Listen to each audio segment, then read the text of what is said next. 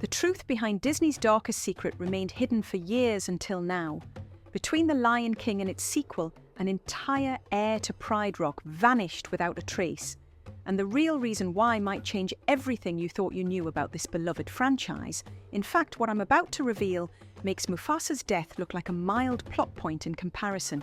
Because this isn't just about a missing character, it's about a cover-up that's been staring us in the face for over 2 decades. You know how Disney loves its happy endings, right?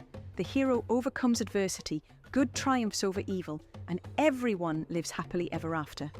But what if I told you that between the first and second Lion King movies, something so dark happened that Disney couldn't even address it directly?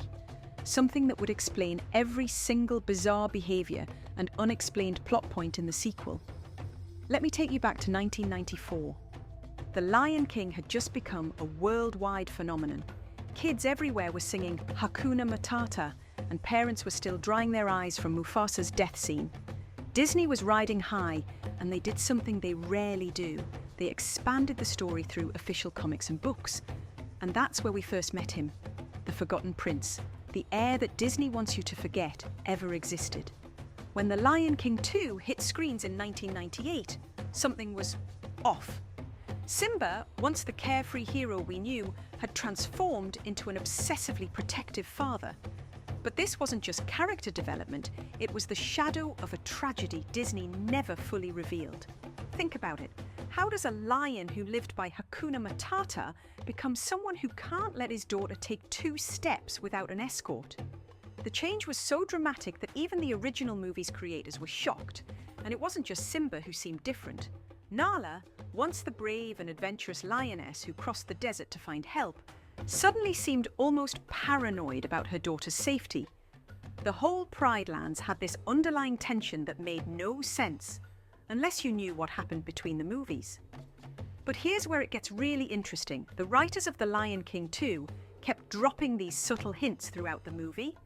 Lines of dialogue that seemed innocent at first, but take on a whole new meaning when you know the truth. Like when Simba tells Kiara, "You'll understand someday." He wasn't just talking about being overprotective. He was carrying a burden that would break any parent's heart. You see, before Kiara, there was another cub. His name was Kopa, Simba's firstborn son, and his disappearance would shake the Pride Lands to its core. But the real shocker? The evidence was hiding in plain sight all along. If you go back and watch The Lion King 2 carefully, you'll notice something strange about how the other lions treat Kiara. They don't just act protective, they act like they're terrified of history repeating itself. And it's not just the behavior of the characters that gives it away. The entire atmosphere of the Pride Lands changed between movies. In the first film, even after Scar's defeat, there was this sense of hope, of new beginnings. But in the sequel, there's this underlying darkness, this constant tension that nobody talks about. It's like the entire kingdom is carrying around this secret that's too painful to mention. Let me share something that'll blow your mind. In the original Lion King comics, there's this whole series of stories about Kopa. He wasn't just some random character Disney threw in, he was fully developed. He had his own adventures, his own friends, his own personality. He was described as being just like young Simba. Adventurous, sometimes a bit reckless, but with a good heart. Sound familiar? Yeah, exactly like Kiara. It's almost like they took his personality and gave it to her. But why? But here's where things get really interesting. These comics weren't just some random spin-off material. They were officially licensed by Disney, written with input from people who worked on the original movie. They even had details about how Kopa was being trained to be the future king. There are scenes of Simba teaching him about the circle of life, just like Mufasa did. Rafiki telling him stories about the great kings of the past. Timon and Pumbaa getting into trouble with him, just like they did with his father. And then, nothing. Complete silence. When The Lion King 2 came out, it was like Kopa never existed. Disney has never officially addressed what happened to him. No explanation, no acknowledgement, nothing. It's like they wanted us to forget he ever existed. But why? What could be so dark that Disney, the company that gave us Bambi's mother's death and Mufasa's tragic end, couldn't even address it? The answer might lie in something that happened behind the scenes during the making of The Lion King 2. According to insiders who worked on the film, there were multiple versions of the script in development, and some of these early drafts included references to a tragedy that had befallen the Pride Lands, something that happened after Simba became king, but before Kiara was born. These references were eventually cut, but traces of them remained in the final film. Think about it. Why does Zira hate Simba so much? Sure, he defeated Scar, but her level of hatred seems personal, almost like she's getting revenge for something specific. And why does she seem to take such pleasure in threatening Kiara? It's like she knows exactly how to hurt Simba in the worst possible way. And let's talk about Vitani for a moment. Have you ever noticed how different she is from the other outsiders? She's younger than Kovu, but she seems haunted somehow, like she's seen something that changed her. In fact, one of the original writers for the sequel recently revealed that Vitani's character went through several revisions because they couldn't decide how much of the tragedy she should remember. But that's just scratching the surface of this mystery, because when you start digging into what really happened to Kopa, you uncover 3 shocking theories that change everything we thought we knew about the Lion King universe. And trust me, once you hear these theories, you'll never watch these movies the same way again. The first bombshell dropped in the official comics. They showed Kopa, a young prince with a golden coat and the beginning of a reddish mane, playing happily in the Pride Lands. Then, suddenly, nothing. He vanished completely, never to be mentioned in the movies. But that was just the beginning of this twisted tale. Recently uncovered details paint a disturbing picture of what really went down in the Pride Lands. And the most shocking part, it all connects back to one of Disney's most ruthless villains, Zira. Think about it. Why was Zira really banished? Sure, she supported Scar, but there were plenty of other lions who did too. No, this went deeper, way deeper, and the evidence has been staring us in the face for years. Let's talk about what actually happened to Kopa. Fans have pieced together 3 mind-blowing theories, and each one gets darker than the last. But first, we need to expose the truth about what was really going on in the Pride Lands during this time. The first revelation comes from analysing Zira's behaviour.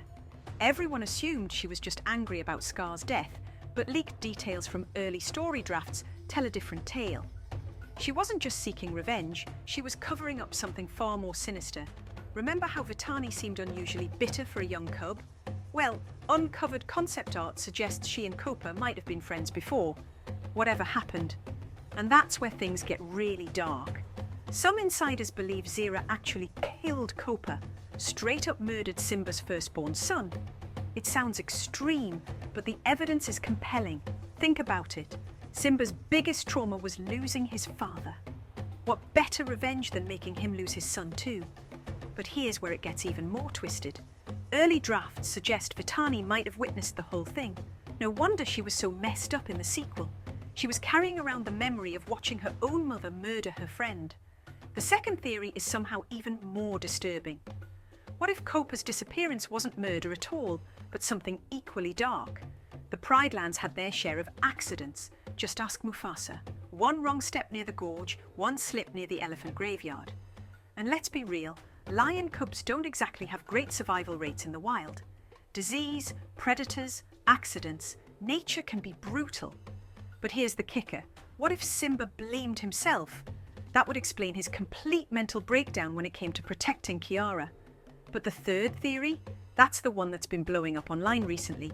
What if Kopa isn't dead at all? What if, like his father before him, he escaped? Some fans have spotted hints in the background art of The Lion King 2, suggesting another pride living beyond the Outlands. The evidence for this theory is actually pretty wild. Remember those mysterious roars in the distance during Kiara's hunt? The ones everyone assumed were just ambient noise? Well, slow down the audio and you might hear something, or someone, familiar. Think about it. The Lion King franchise loves its long-lost royalty storylines. Simba returned from exile. What if there's another heir out there waiting to come home? The implications would be insane. But here's the real mindbender. What if all these theories are connected? What if the truth is even darker than anyone suspected? Because there's one final piece of evidence that changes everything, and it comes from the most unexpected source. Recently, a former Disney animator dropped a bombshell about the original plans for The Lion King 3. The story would have revealed something so shocking about Kopa's fate that it never made it past early development. And once you hear it, you'll never watch these movies the same way again. The truth about Disney's Forgotten Prince might remain a mystery, but one thing's clear. Nothing in the Pride Lands was quite what it seemed. And maybe that's the darkest part of all. Because sometimes the most disturbing stories are the ones left untold. But hey, that's just my take. What do you think really happened to Kopa? Let me know in the comments below. And if you spotted any other clues I missed, share them too, because this might be one Disney mystery that's far from over.